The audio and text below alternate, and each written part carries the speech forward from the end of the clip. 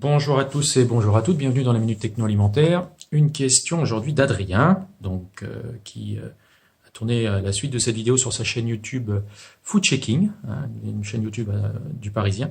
Donc Adrien qui me demandait, est-ce que les glaciers nous vendent de l'air? Donc j'ai essayé de le convaincre que non, les glaciers ne vendaient pas d'air.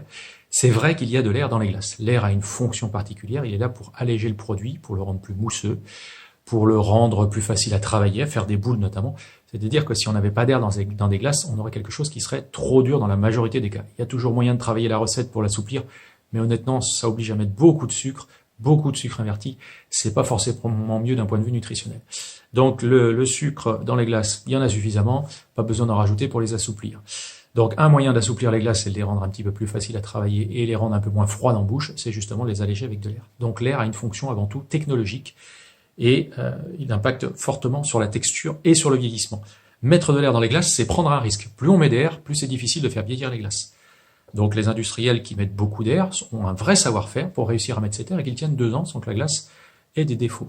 Alors, est-ce que les industriels vendent l'air? Bah non, parce qu'ils vendent la glace, et si vous comparez le prix des glaces, les glaces les moins chères sont celles qui ont le plus d'air. Donc en gros, plus on met d'air, plus le prix baisse.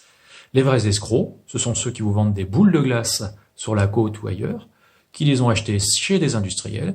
Ces boules de glace sont fortement foisonnées et vous les vendez au même prix que des boules de glace d'un artisan glacier qui, lui, les foisonne beaucoup moins. Donc l'escroc, il est là, oui. Donc regardez bien le prix des litres de glace en grande surface, vous verrez tout de suite celles qui sont foisonnées et celles qui le sont moins. Le prix au kilo des deux produits est assez proche, par contre le prix au litre est très différent. Vous achetez les glaces au litre, donc concrètement, quand vous achetez une glace pas chère, il y a plus d'air que quand vous achetez normalement une glace très chère.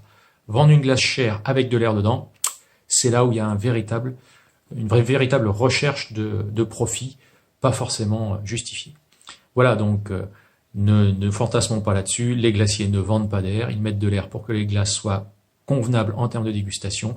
Il y a un vrai savoir-faire à mettre de l'air et à ce que la glace vieillisse. Si vous voulez tout savoir là-dessus, ça se passe à Surgère, il y a beaucoup de formations là-dessus sur les glaces. Et quant à moi, je vous dis à bientôt pour une nouvelle Minute Techno.